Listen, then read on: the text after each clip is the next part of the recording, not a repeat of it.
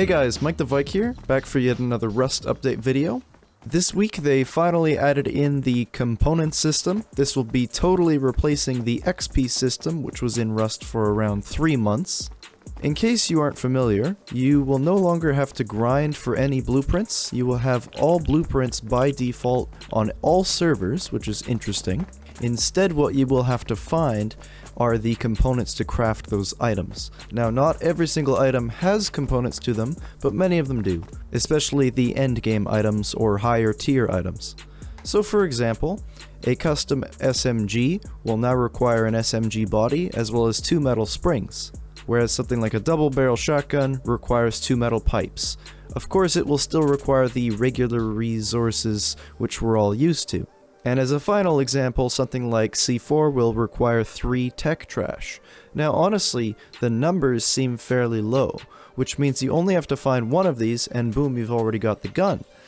So it strictly is just about rarity, how rare is this item, and once you find it, you're pretty much set. You might be wondering, well, how do I go about finding components? Well, it's fairly simple. All you have to do is loot barrels and boxes throughout the map, and hopefully you'll find them, honestly. That's the best you can do. You cannot craft components. You will only be able to find them in barrels, and yeah, best of luck. Now, another new addition this week is they have added kind of beefier loot piles. So instead of just having random barrels everywhere, they now kind of put like a bed for them to sit on pretty much. But you can also find boxes out of these. You can see they even spawn boxes as well. This one gave me 1 metal spring, which is actually fairly rare. I think the main thing that changes with this update is the fact that you'll be spending a lot more time running around at rad towns and barrels and trying to find these particular components. Whereas with the XP system, basically as soon as you were the required level, you never really had to go to rad towns because you could just hit some ores, hit some trees, which are probably right next to your house, and you're good to go. This makes rad towns a little bit more desirable, no doubt, and I think that's a good thing, for sure. This week they also added the recycler. This is a new item in the game, and this is something, once again, you cannot craft. The recycler is only at rad towns. Now, what you do with the recycler is you toss in an unwanted item. This is strictly an example, but I will toss my LR300 in there, and I will turn on the recycler. Now what this is going to do is it's going to break down that item into raw materials. So why is this important? Well, since components are now needed for many items, you're probably going to want to break down the ones that you don't want so you can spend those components on things that you do want. Previously, if you found an item you didn't want, you would probably just end up throwing it on the ground, and that isn't very efficient and is kind of just a waste of that item. So this is pretty cool. Another thing they have changed this week is they have added back radiation to rad towns, so they actually can be called rad towns now. As soon as you enter the town, you're going to notice that little crackling sound. That basically means you are taking radiation damage, and if you stay in there long enough, you're going to die.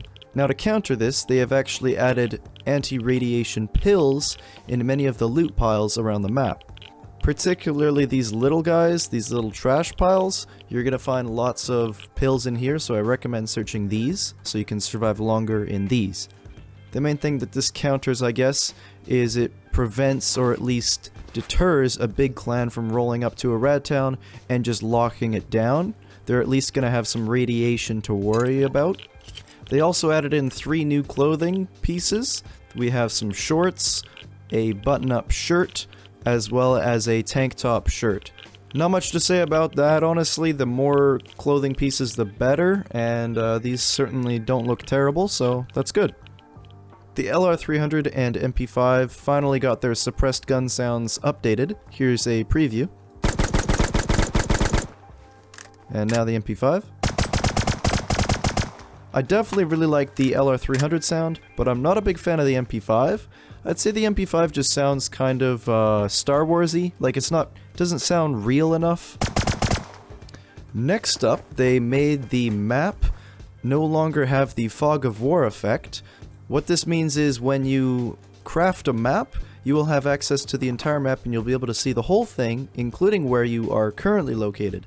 In the past, in case you weren't around, basically you would not see the whole map, and as you ran around, you would discover where everything is. This was annoying and no one actually used it, so I suggested to them last week that they just make the whole thing visible, and now what do you know? The whole thing's visible. I don't know how long this will stick around. I'm sure some people will argue that this is too easy, but I'm certainly a big fan of it. Stone walls also got a huge nerf. They now only have 500 health. What this means is it'll only take 2 C4 to blow through these things, and I would actually nerf them maybe even more, but it's hard to say.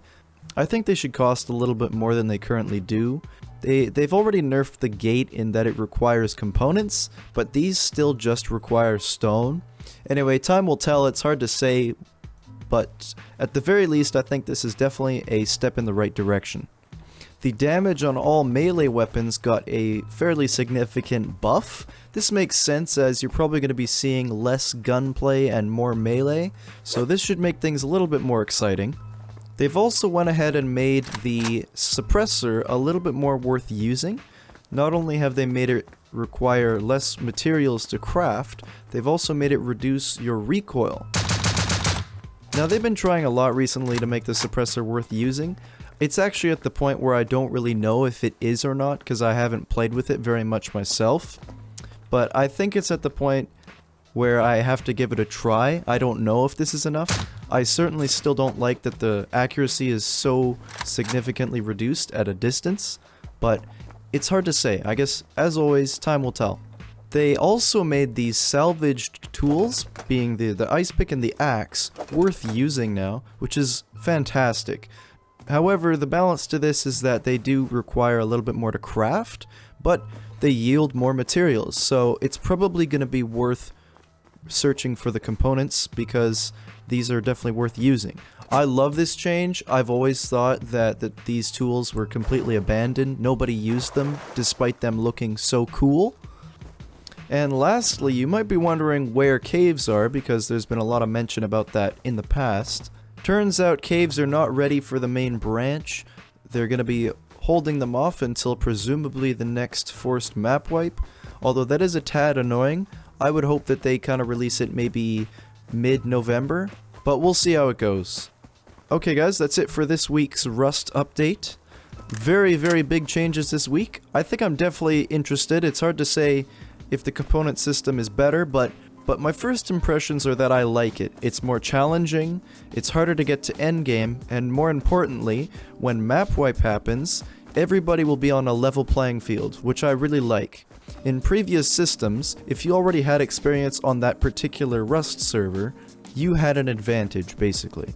So as long as servers do map wipes fairly often, then it's gonna be quite interesting. Anyways guys, this was recorded on my Rust server, of course. It's a modded 2x gather server.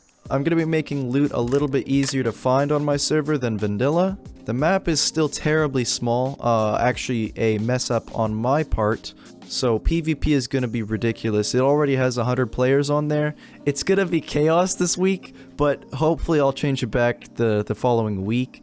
Anyways, if you want to join, there will be a link on how to do so in the description. I hope to play on here myself. I actually haven't had much time to play recently, but I hope to change that. Anyways guys, that's the end of the video. If you enjoyed, don't forget to leave a like. Thanks for watching, and I'll see you in the next video.